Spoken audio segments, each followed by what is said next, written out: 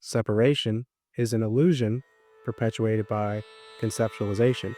The falling out of the 1960s hippie communities and spiritual communities.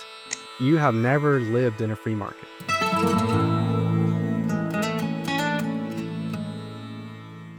Welcome to the channel. This is Gothreaux, a dear friend of mine.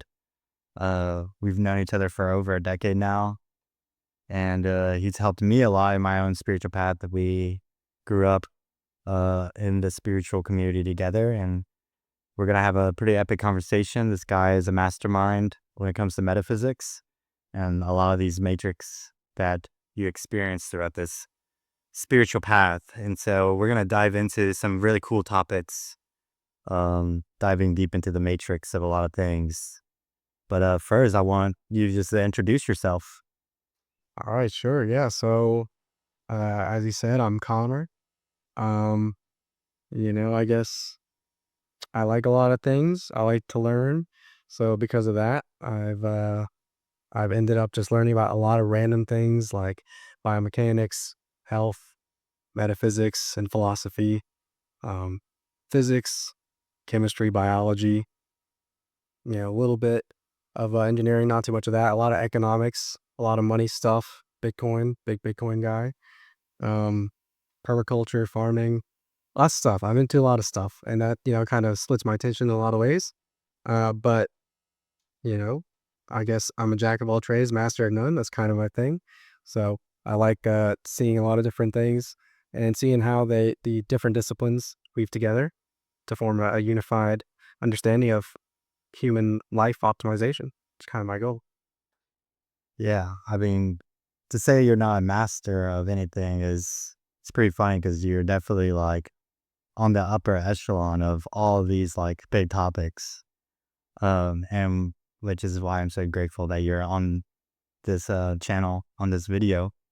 The first thing I want to get into is just uh do a quick explanation of like kind of how you woke up, and then I really want you to kind of dive into why people are stuck in the material paradigm and how to get them out of it. Because I think you have a really good explanation of getting people out of the material paradigm. All right, appreciate it. Yeah. So, as for waking up, it really was a pretty random occurrence.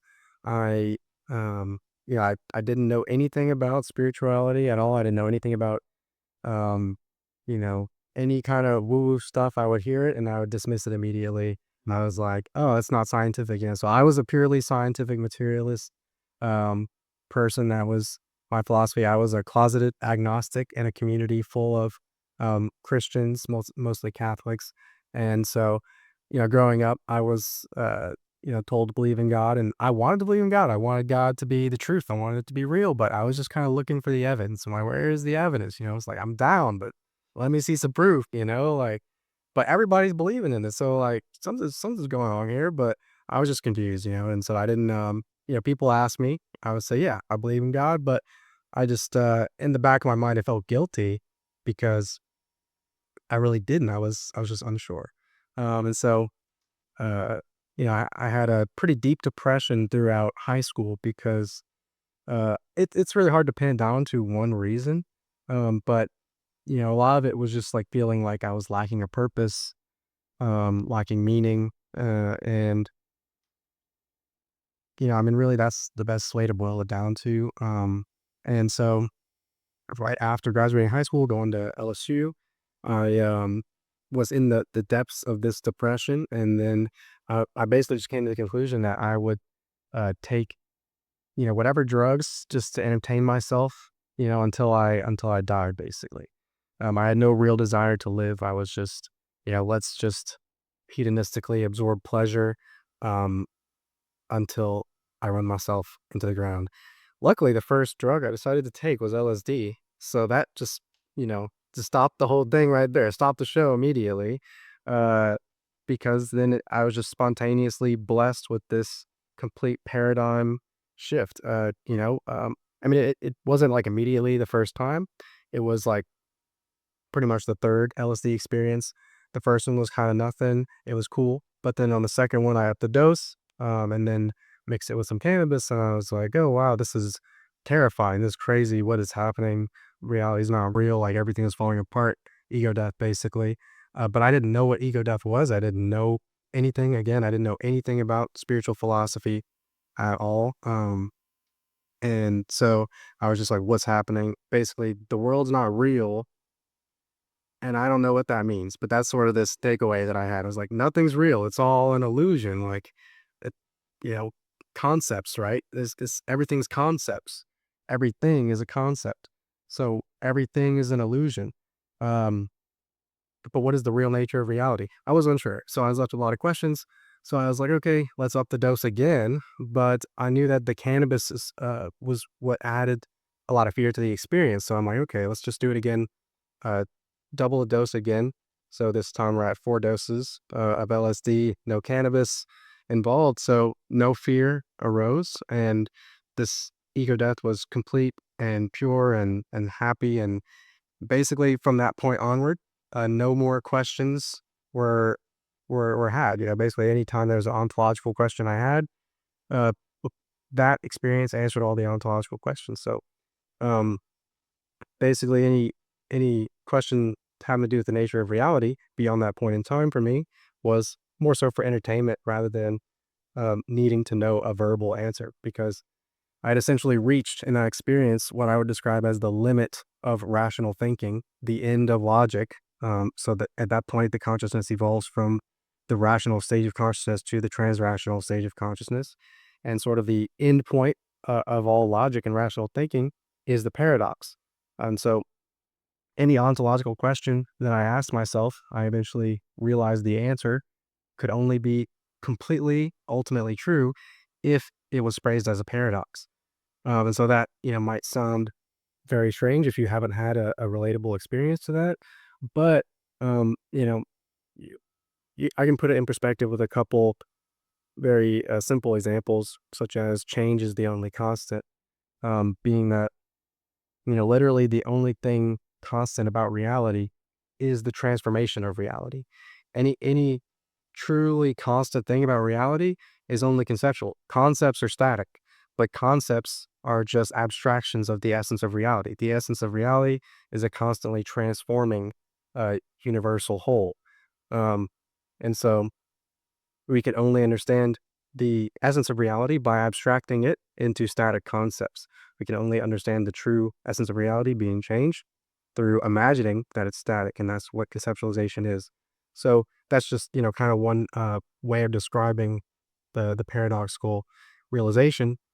Um, and so yeah, I would also add that beyond that point, um, so actually I'll say previous to that point, my attempt to gain understanding about the nature of reality was engineering my way to truth, the sensation of truth, with logical frameworks. But then beyond that point, essentially learned how to start from the state of being of truth and then reverse engineer logical frameworks to describe reality. So before awakening, you engineer logical frameworks to get to truth. After awakening, you start at truth and reverse engineer to understand logical frameworks to describe reality. So um, then I would say that's pretty much an inclusive explanation of that. So then to get to your next question about the material paradigm, um, so it's very understandable to be believing in a material paradigm, right? It's just essentially a factor of indoctrination. Many cultures throughout human history have not had a materialist paradigm. Um, you can think of an easy example of many Native American cultures um, of just people are being brought up with this understanding that all of reality is spiritual. There's no spiritual world and then the real world, the material world. It's just all of reality is a metaphysical, spiritual happening.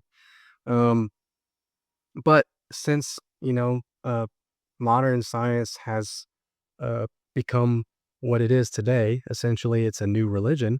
It's a dogma of materialism, and that we take it for granted, or we just take it as a baseline assumption of all of our scientific processes. that everything in our conscious experience is taking place within a material world, that consciousness itself depends on a material world in order to spontaneously exist in the way it does. And this is an assumption without evidence, that we don't have evidence for. So I I I can pose this simple question. Um, is is your mind in your brain, or is your brain in your mind? That's the question I like to ask everyone, because that kind of that'll stump you immediately whenever you think about it. It's like, oh, wait a second. So is my mind in my brain, or is my brain in my mind? And it's kind of, well, that sounds like a paradox. Actually, there's a fair resolution to this paradox, which is that we know for sure that the idea of a brain is a concept that exists in the mind. Your mind made up the idea, the concept of a brain. But so a brain does depend on a mind in order to exist. But uh, the idea of your mind depending on a physical material brain, well, that's just an assumption because you made up what a physical material brain is.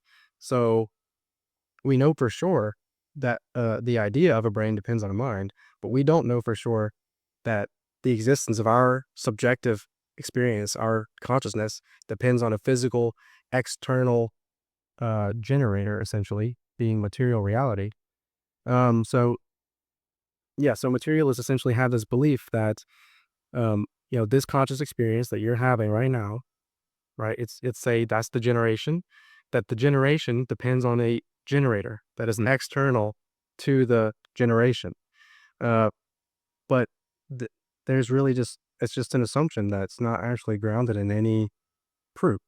Um, so if you apply Occam's razor, just Occam's razor is essentially the proof, or the line of rational thinking that gives birth to mysticism. So in Occam's razor, you basically say that um, given multiple explanations for a phenomena, the explanation that requires the least assumptions is most likely to be true.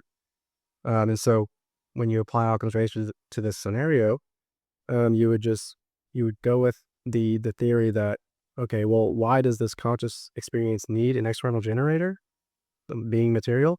Well, it, why would it? It doesn't. Why would we conclude that? So let's not conclude that. Let's just not conclude that. And so then you can actually see that there's a very similar um correlation between religious fundamentalists and scientific materialists, in that both of them believe without evidence of some external force creating, needing to exist in order for your conscious experience to exist. And so, the religious fundamentalists will say that basically the fundamental substrate for your conscious experience is God, because God had to exist first, and God created your subjective conscious experience. And then the scientific materialists will say, well, matter had to exist. And then because matter exists, your conscious experience can exist. But so both of these groups are claiming that there's a fundamental substrate that must exist, must exist in order to ground your conscious experience. Mhm. But uh, you know, in both cases, it's essentially the same assumption, Mhm. because it creates this problem. Well, then what created matter? What does matter depend on to exist? What is the grounding substrate for matter then? And so then the religious will say God. And you say, okay, well, what's God's grounding substrate? What created God?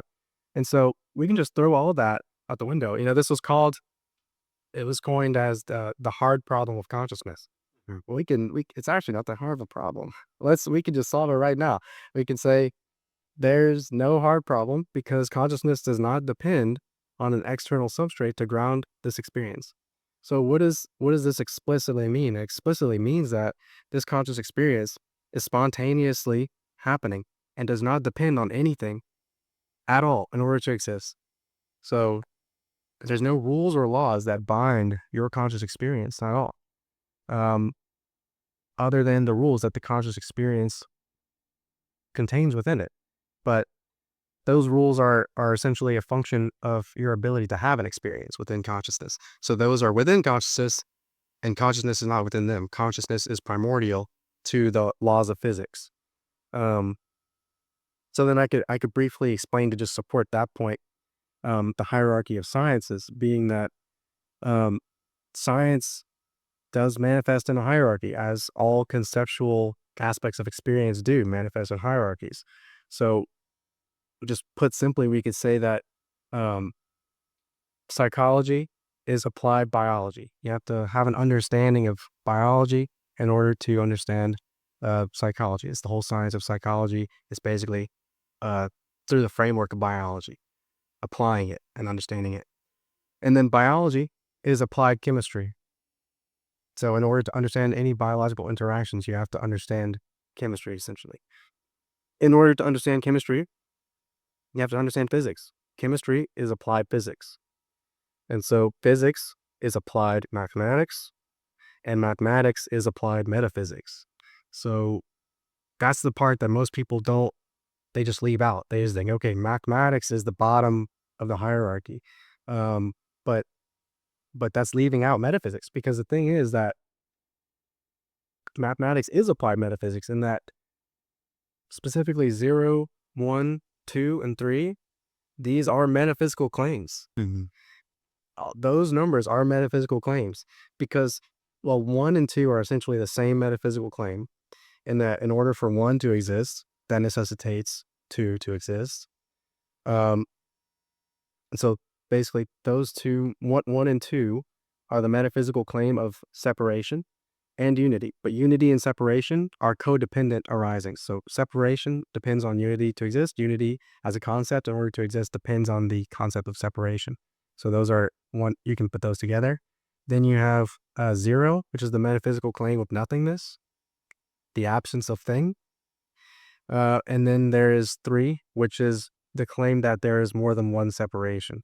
So if 1 and 2 are the claim of original separation, 3 is the claim of that there are many separations. And so then from all of that, all of mathematics, uh, is extrapolated. Um, and so then, yeah, metaphysics would be the bottom of the hierarchy of sciences.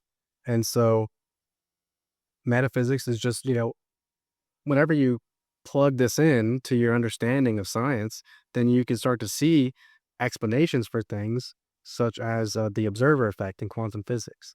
That, whenever I look at you, or whenever I look at the camera, and I look at you, the viewer, right now, I'm actually flipping the spin on your electrons right now, because uh, due to quantum entanglement, every particle, so quantum entanglement is a phenomenon that describes the relationship between all particles in the quantum field and reality.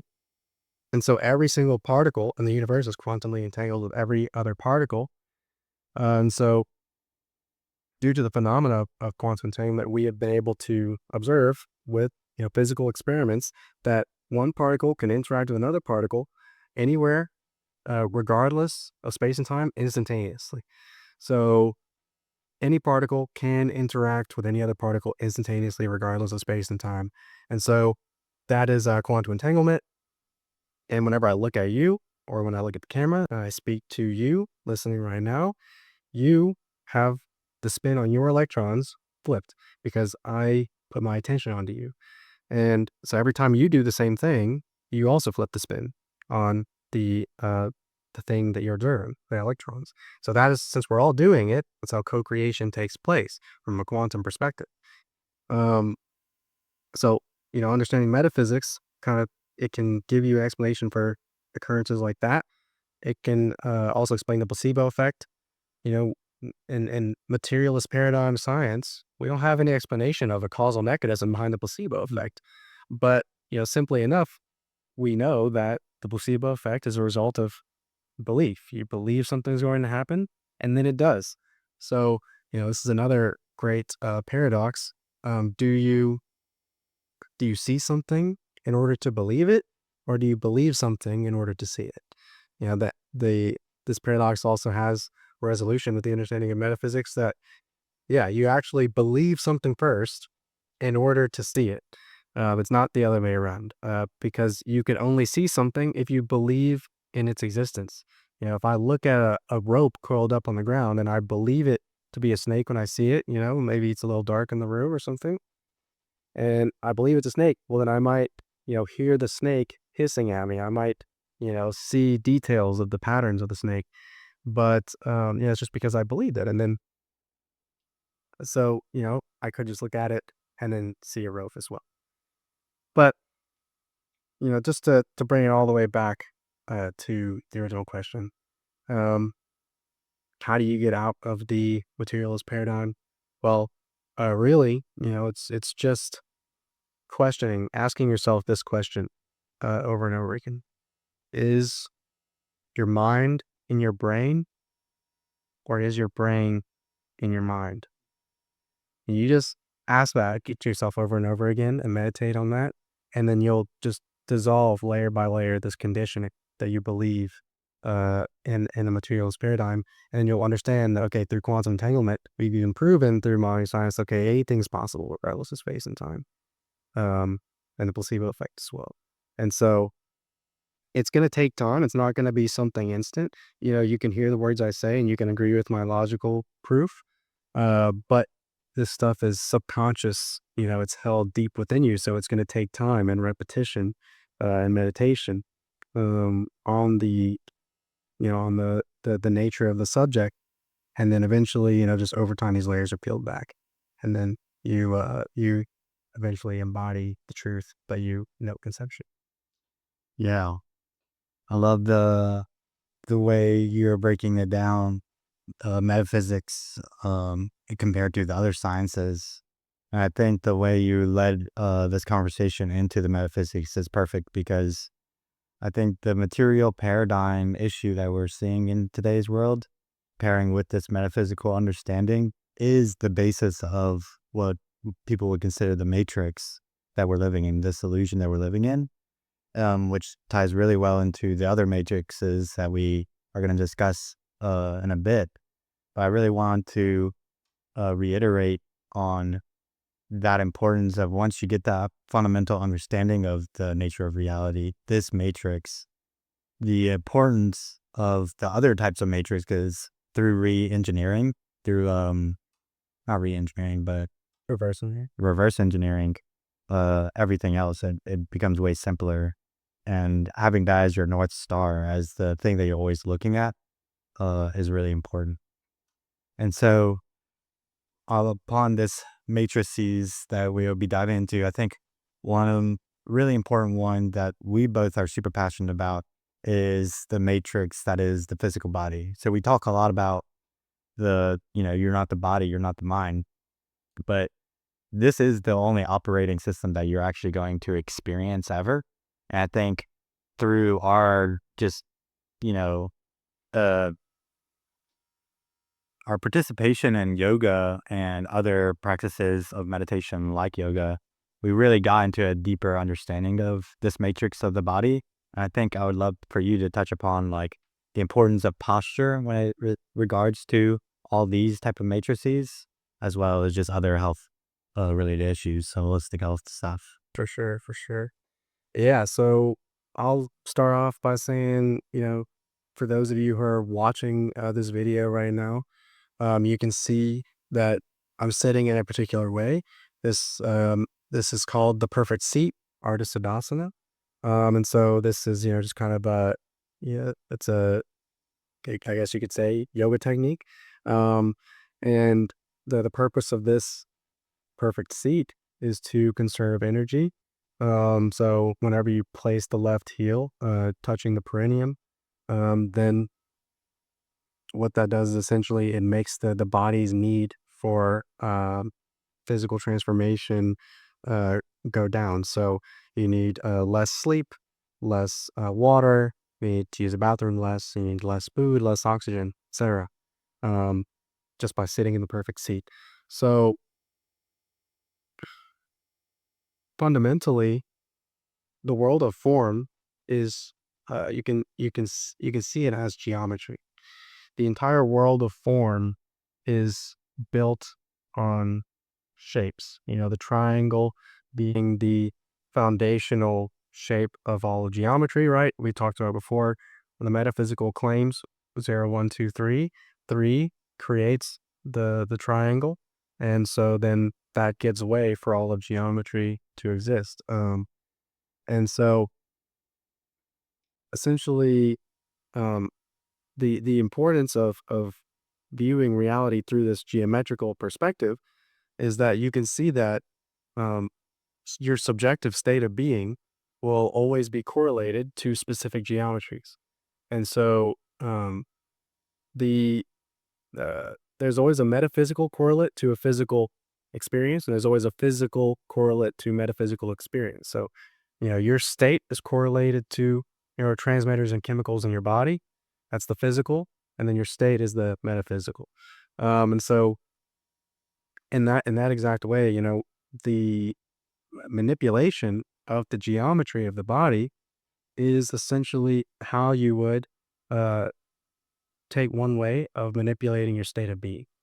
And so you can adjust or you can affect either through either direction. So you can attempt to manipulate your state of being um, through awareness practices, um, and that will whatever awareness practice you do will always be correlated to a physical transformation of some sort.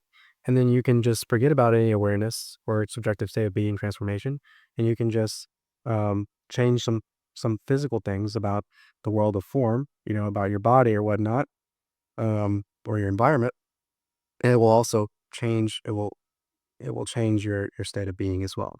And so um, I can add to this that you could describe this interaction as with one of the seven universal hermetic laws being the law of cause and effect, um, that every effect has its cause and every cause has its effect.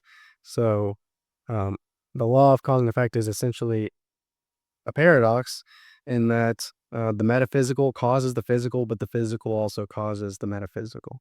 And you can dive even deeper within that and see that, okay, well, for one event to cause another event, that would mean that uh, separation existentially exists.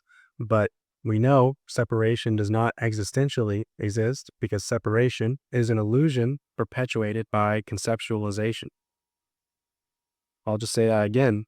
Separation is an illusion perpetuated by conceptualization. So separation does not existentially exist. Separation only exists conceptually.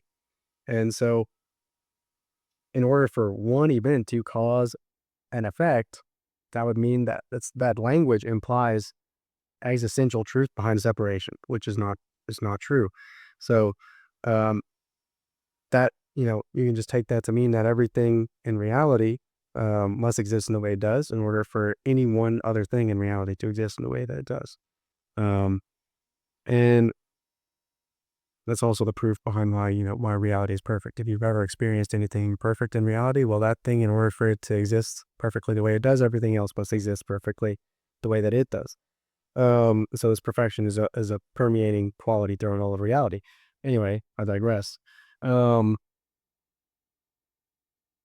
so that I only brought up the law of cause and effect to explain, this sort of relationship between the metaphysical and the physical. So every metaphysical thing will paradoxically, appear to cause a physical change, and every physical change will appear to cause metaphysical change.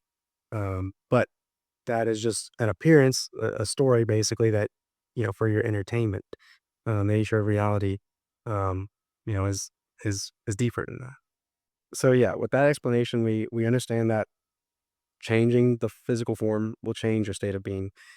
I didn't need that huge explanation for you to know that, right? If you you know ingest some caffeine, for example, which I don't recommend you do, but if you did that, you would obviously produce a change in your state of being, right? You change the physical form by integrating this geometry, right? Every chemical compound has a specific geometry, and if you know a little bit about chemistry, that's how all of chemistry works. Is due to the geometry of the chemicals determines their subjective qualities, basically. Um, So again, the geometry being the foundation for all the world of form, manipulating the geometry is how you manipulate the world. Um, and so, with that said, how does this relate to posture? Well, it should be pretty obvious now that changing your posture to be a specific way changes your state of being metaphysically. So the physical changes and affects the metaphysical. And so whenever you have your spine specifically, whenever you have your spine straight, and whenever you have, um, uh, and I don't mean straight as in a way that you forced it, but comfortably erect would be how I would describe it. And then whenever you have your spine in that way, whenever you have fascial tensegrity, is what it's called. Essentially, where the fascia in your body, um, being fascia is a tissue that um, that encompasses all the other tissues in your body, like your nerves, your muscles, skin, uh, fat organs, muscles, etc. Um, Joints, tendons, ligaments.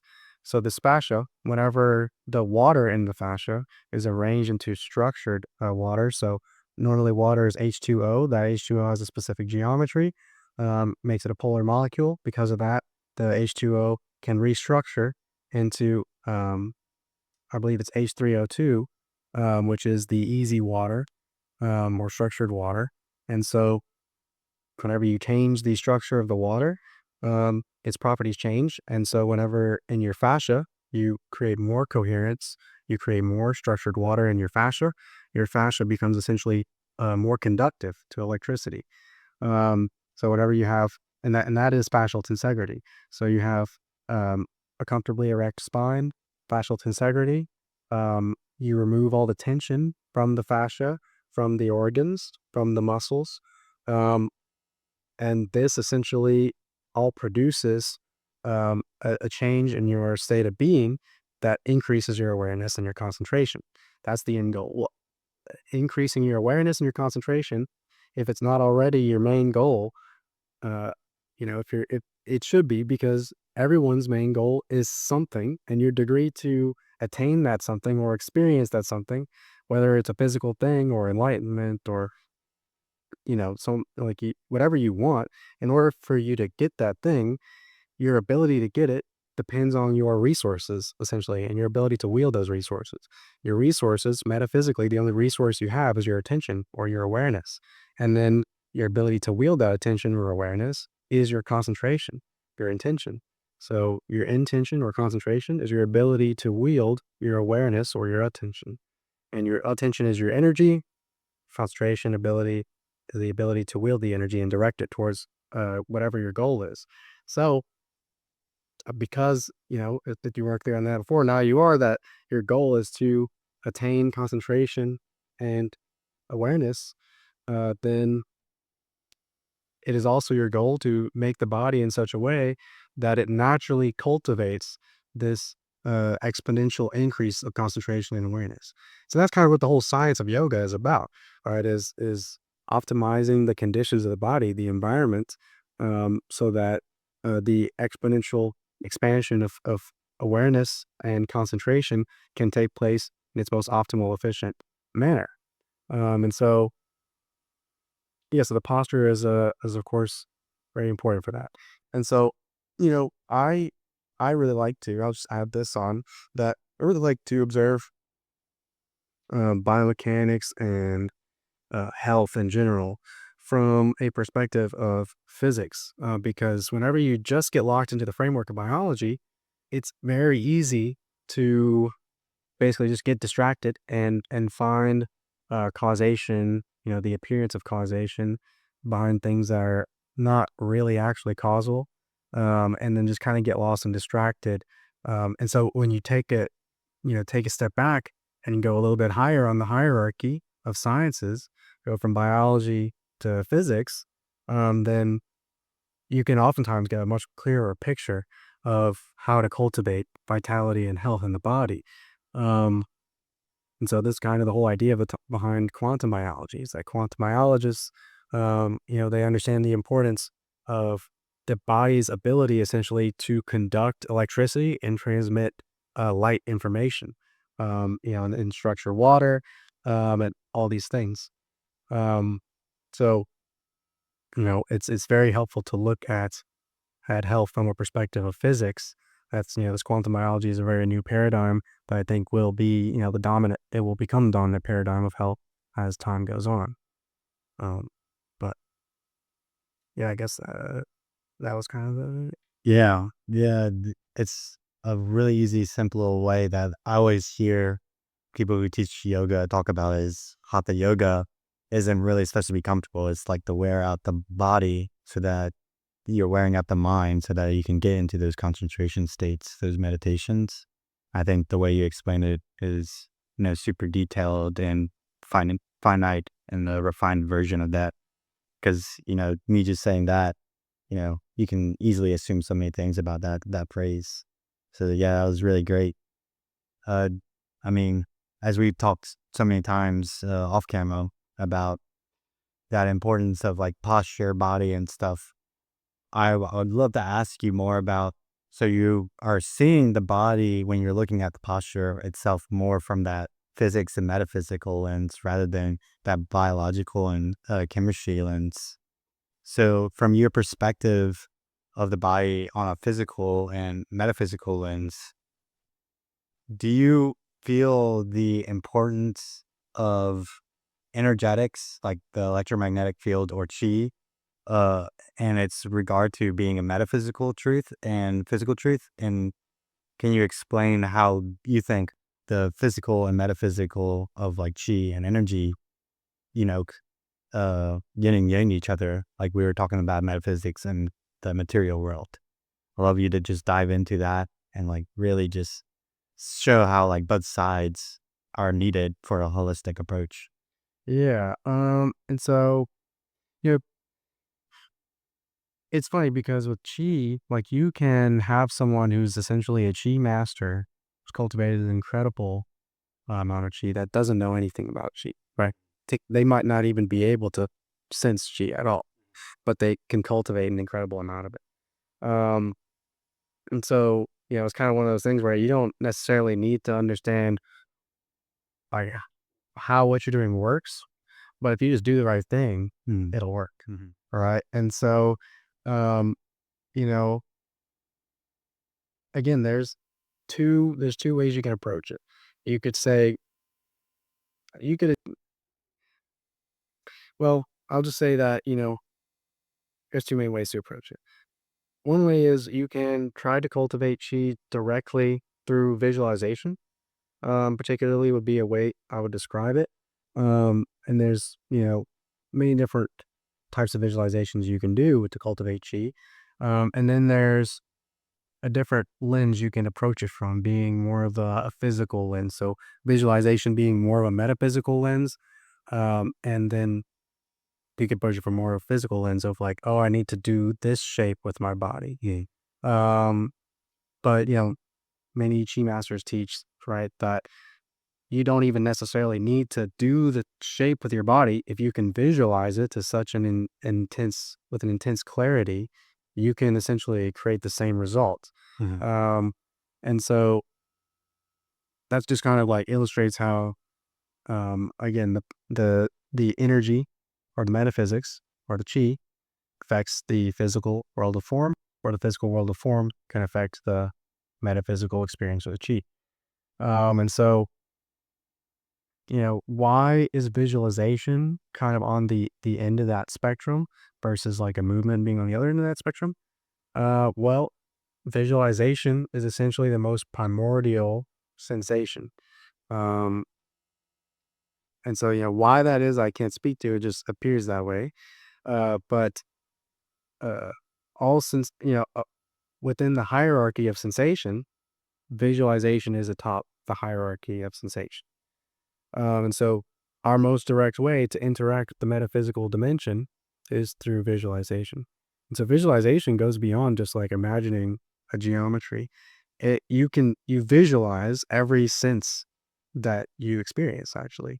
Um, Maybe you do it unconsciously, maybe you don't recognize it, but it's happening regardless. Is that whenever you touch something, you have a visual of what that touch sensation feels like in that might sound weird, but whenever you try it, you can see what I'm talking about. Maybe it's a little bit easier with music.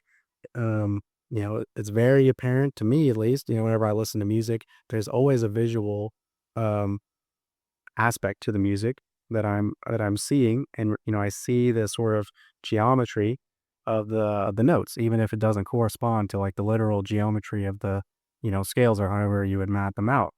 Um, and so visualization, you could say, is our most potent and sensitive interface with the metaphysical realm, or with chi. So cultivating this chi through either clear visualization, if you have the ability to do that, that would be the most probably most efficient way to do it.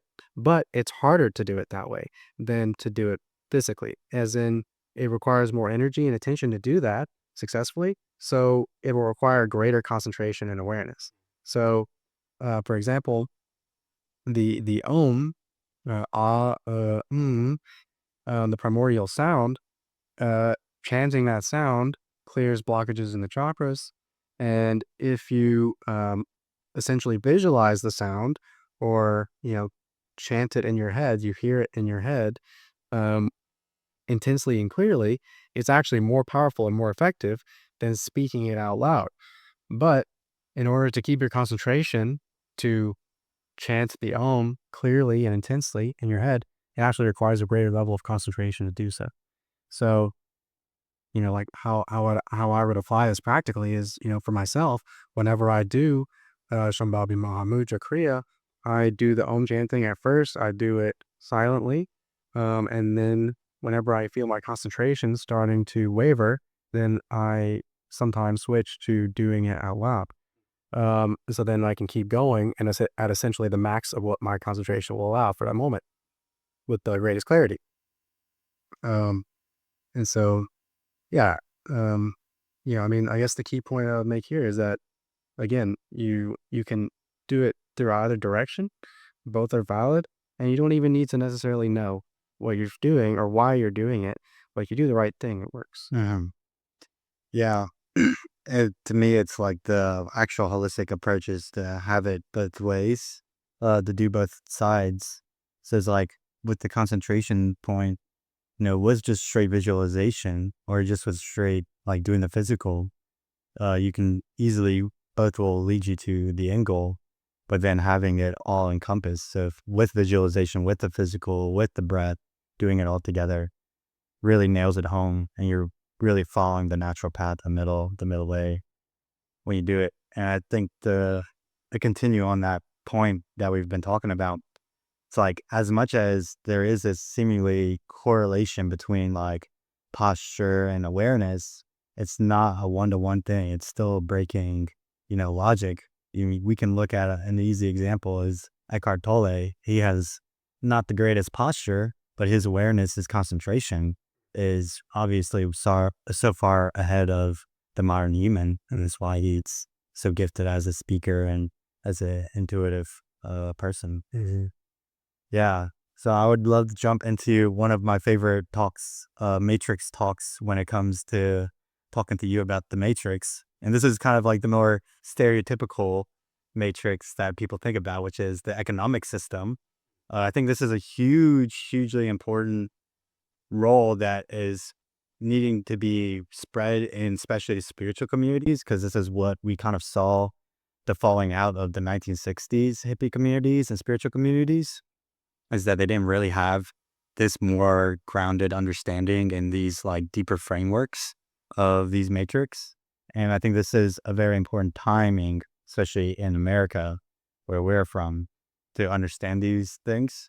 So I'd love to, we'll jump into the economic structure as much as you're willing, especially in regards to how the U.S. government has created control using the fiat currency. And then from there, we'll go to its solution.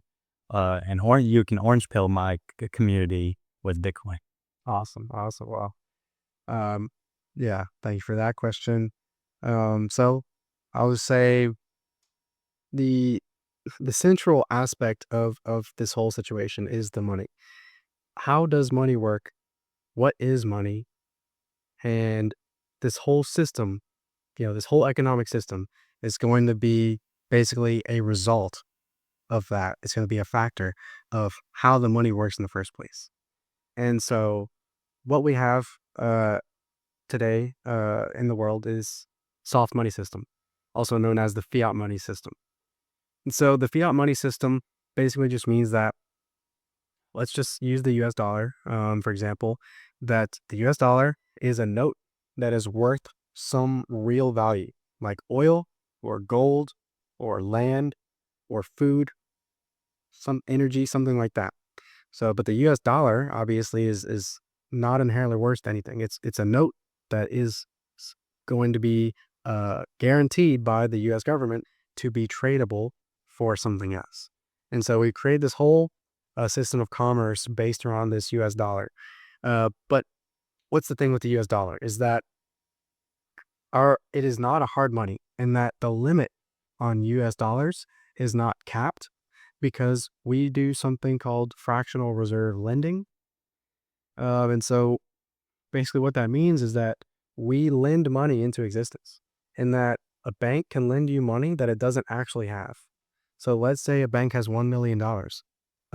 Well, the bank can actually lend, this is just an example. It doesn't literally work this way anymore, but at times it did work this way.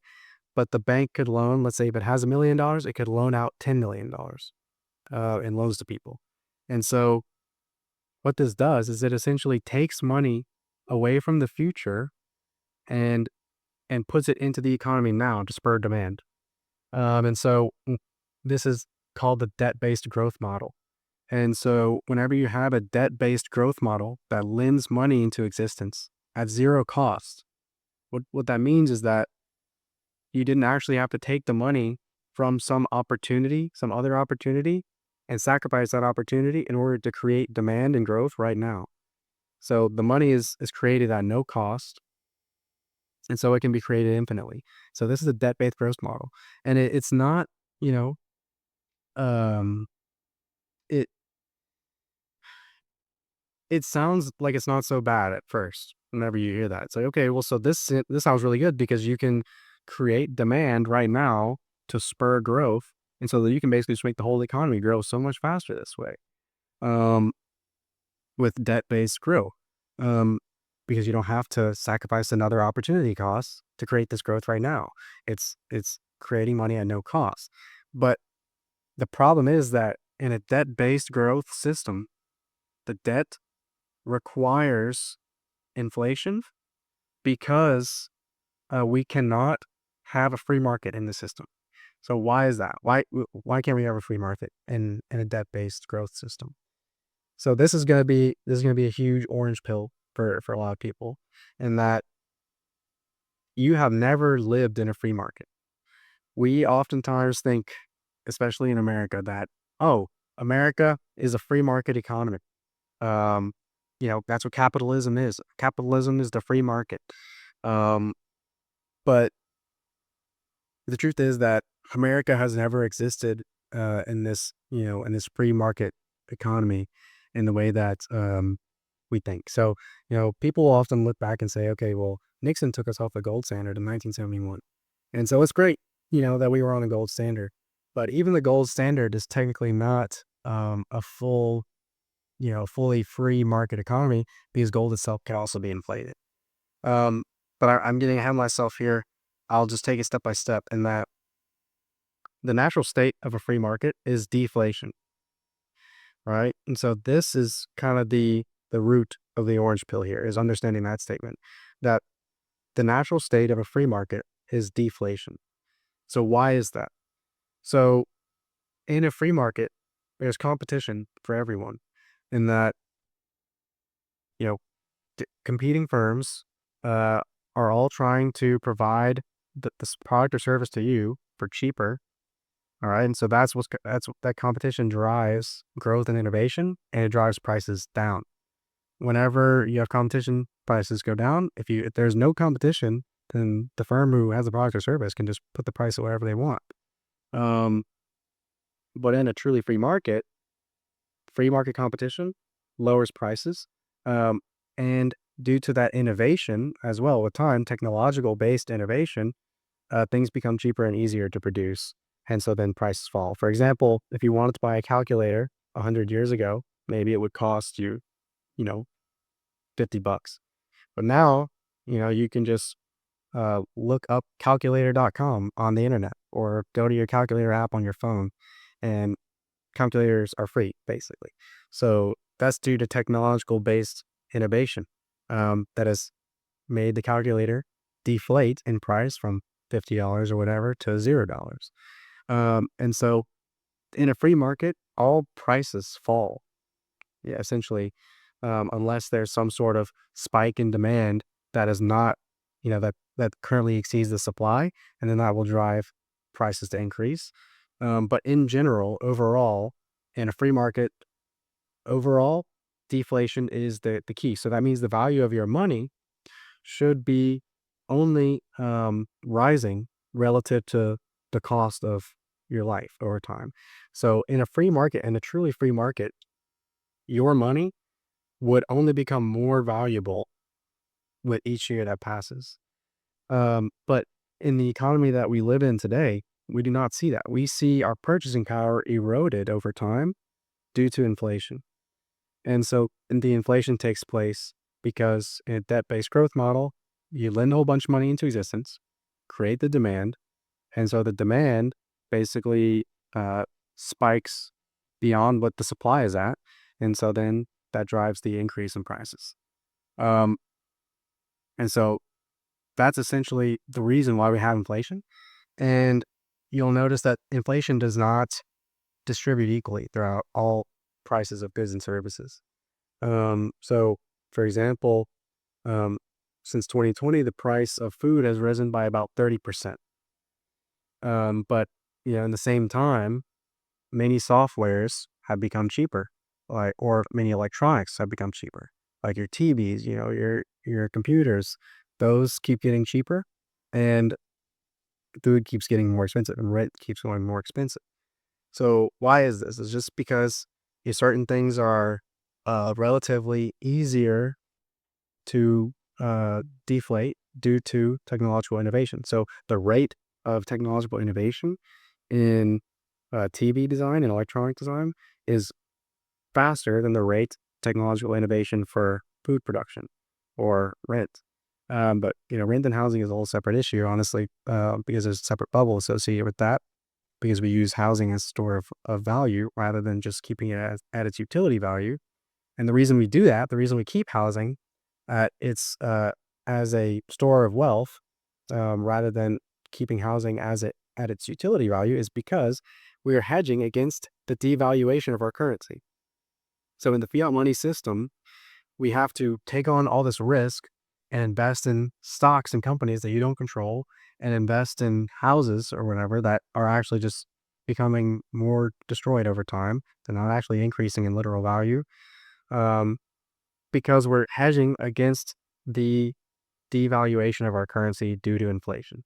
So we're forced to take on all this risk just to preserve our purchasing power, right? And so in a free market, the purchasing power of your money should only go up with time. But in our fiat money market, debt-based growth economy, the purchasing power of our money only decreases with time. So the inflation rate, right? Let's say it's 3% every year. Well, that means your dollar is losing 3% of its value every year. But not only that, it's not that the inflation rate should be zero. The inflation rate should be negative. The inflation rate should actually be negative. So we should have a deflation worldwide every year. So you're not actually just getting robbed 3% of your wealth every year. You're actually getting robbed, 3 to 8% of your wealth every single year. And so, we don't even think about that. And so this system, this fiat money system, also, besides the fact that it structurally incentivizes risky investments, and speculative investing in order to just compete with the devaluation of the currency, it also creates structurally rising wealth inequality. And this is the big one. This is the real big one. Because structurally rising wealth inequality, right? Rising wealth inequality already sounds bad. right? But when you realize that rising wealth inequality in a fiat money, debt-based growth system is structural, means based on the way the money works, the structure of the whole economy is biased towards creating and will create greater rising wealth inequality over time is completely unacceptable. This is completely unacceptable. This is ridiculous. It's completely ridiculous. But, not to get all conspiracy theorist tinfoil hat on you, but like when you think about it, who made these rules? Who made these rules? The people with all the money made these rules. So they made these rules in order to, I guess I guess you could tend to conclude perhaps that they made these rules most likely in order to stay on top where they were at. Um, and you can just see it very clearly in that um, what happens whenever the currency devalues? Well, wages don't keep up, but you know what does keep up? Assets, assets like your house or your business equity. These assets, in fact, beat the inflation of the currency. So if you own assets, you get richer. If you and that's your primary income, you get richer in this system. But if your primary income is wages, you get poorer. Just flat. Um, but not only that, the rich get debt at lower interest rates than the poor, the wage earners. So the rich getting debt at a 2% interest rate can go and buy assets with the debt, and then they're effectively shorting the devaluing currency by taking out debt in the devaluing currency, and then buying something that is rising in value, the asset with the devaluing currency. And so then the rich basically are allowed to get more debt than you because they're more responsible with their money. So they can get more debt than you, and they can get the debt at a lower cost, a lower interest rate than you as a wage earner. Wage earners can get less debt at higher interest rates. So wage earners, the average person, can't even take advantage of the screwed up nature of the money system to protect themselves and to profit from the unfairness of the system. So those with more money have access to grow their money at a faster rate than those with less money. So this creates structurally rising wealth inequality. And so, I feel like this is probably the obvious part that I don't need to say explicitly, but I'll just say that structurally rising wealth inequality is probably like the number one problem, like in the world, I guess. If you had to just pick one, you had to, shoot for it. It's like that's probably the worst problem. Probably sits at the root of like every problem, right? So, from a metaphysical perspective, our main goal is to um, self-actualize and create this world into the Garden of Eden, a utopia. Um, then having the basic cost of living for every average person increase over time by default, rather than decrease over time by default, just seems like a terrible idea. So why don't we just do something to switch that? And well, turns out we can. There's a solution. All right, tell us the solution to this problem. We've got a solution. Luckily enough, we've got a solution to this problem of structurally rising wealth inequality and the debt-based growth system that is unfair. Basically, the broken money theft system. There's a solution. And actually, the greatest part about the solution is that whether you like it or not, the solution will win. The solution exists, and due to the fact that it exists, it will win. And so, what the solution is Bitcoin. Um, Bitcoin is a hard money system.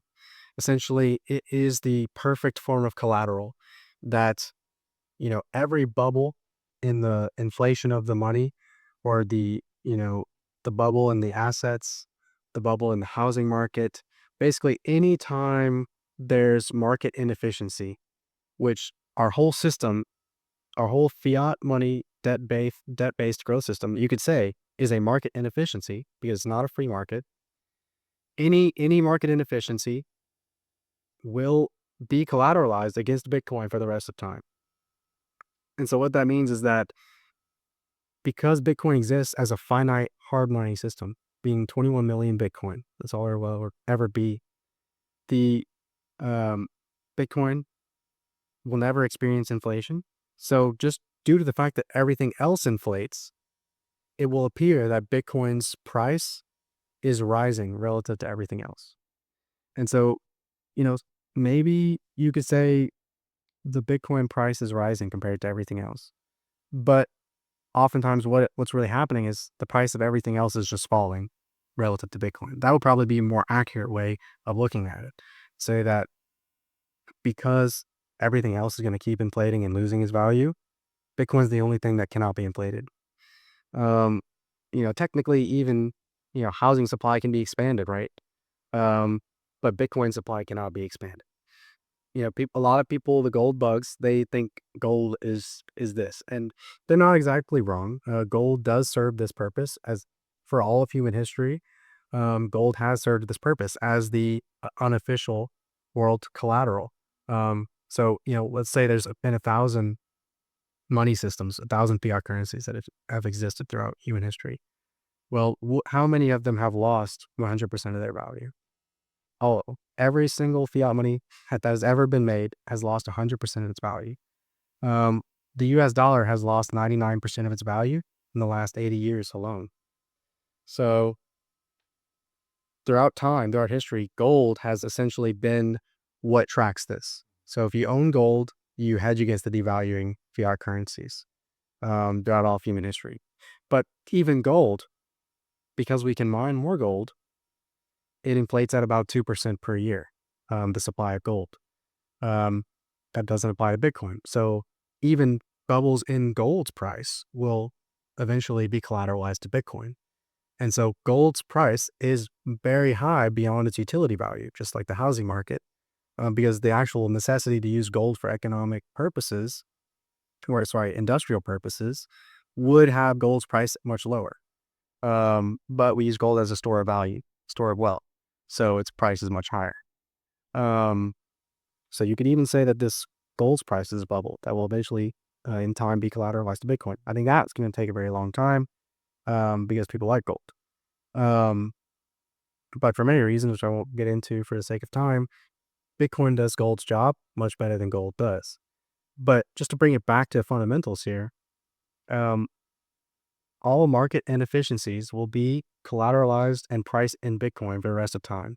So Bitcoin's price will rise for the rest of time, because Bitcoin actually tracks global technological based deflation, which you'll never see in a fiat currency because all these fiat currencies operate under debt based growth models that depend on inflation in order to remain viable, to remain steady. But so you'll be able to just watch Bitcoin's price and see the technological based deflation due to innovation globally taking place for the rest of human history will be priced in Bitcoin terms. So Bitcoin functions as the perfect form of collateral that functions to impose a free market on the rest of the world. So this is a great key to understand here is that Bitcoin imposes the free market on the rest of the world. And that if your country decides not to participate in the free market and it wants to isolate and make its own economy, which is going to be less efficient than a broader global economy, then that country will, relative to every other country in the world, become poorer. It will not grow as fast. Its economy will not grow as fast um, because they did not participate in free market dynamics. They restricted, and so they created a market inefficiency, and basically their ability to buy Bitcoin will decrease relative to the other countries that participate in free market economics. Um, so, as a money system, Bitcoin imposes a free market that allows for um, essentially freedom, sovereignty, and just 8 billion people on the earth in service to 8 billion people. Everyone's competing in a free market to create products and services that are better, cheaper, faster, and all of these prices will be falling over time in Bitcoin terms. And so those who save in Bitcoin, participate in Bitcoin economy, are going to reap the benefits of that. And eventually, in the future, um, there won't be any need for these fiat currencies anymore. They will just fade into irrelevance over time. So that's going to take, many decades to happen, depending on geopolitical events. But, Bitcoin is the right thing. And so, we could dive into the technology of Bitcoin. Um, if people are going to be concerned about that. But, without diving into the literal technology of Bitcoin, you can just know that Bitcoin is not a technology. It's not a software. It is a protocol. It's an agreement, essentially, just like the internet. So the internet was a communications protocol that, if you create, a device that can connect to the internet, anybody, anywhere in the world can connect to the internet and communicate on the whole internet. And Bitcoin's the same way. It's just a protocol for money.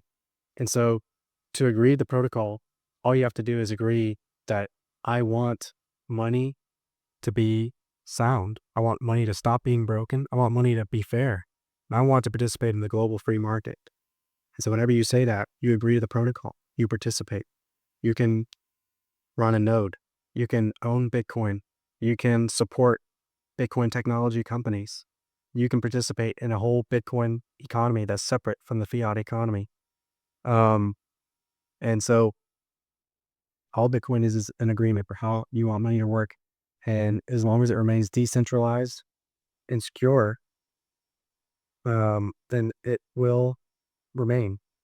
And so you can look into the nature of the technology. If you're worried about that, you can do your 10,000 hours of research. Um, but the basics of what you need to know there is that it's something called proof of work technology, and that Bitcoin is bounded by physics. It's not something that you just like hack like a software code. It's it Bitcoin is bounded by energy, by physics. Proof of work refers to the concept of work within physics, if you remember that from high school physics. Um, and so, I guess that would be the most important things to know is that, Bitcoin, it's here, and all you have to do is give your attention to it and take your attention away from the broken money system. And if you want to know how it works, look into it, and that's a great thing to do. But, I don't know how my cell phone works, and I still want it, right? So whether you know how it works or not, you want it. Yeah.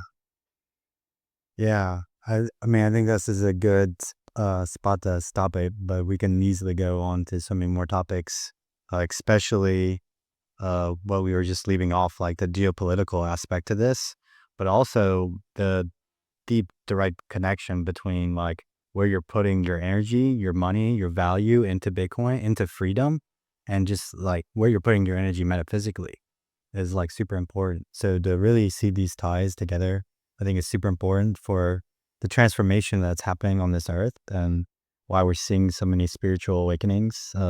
This is all part of the plan, the process that's happening. So I very much appreciate you being on. I know you'll be on so much more. I'll put a link into all of his stuff, all of his YouTube and all the stuff. He will have some videos probably out by the time this video is out, but if not, you'll have some really good videos out very shortly. Diving into these topics even deeper in a more organized way somehow. So yeah, thank you so much. Anything else to add? No, I mean, thank you for having me. This was awesome. I appreciate you guys for watching. I love this man. He's a great guy. And we're a team. We're in it together. All of us. And thank you. Peace. Peace.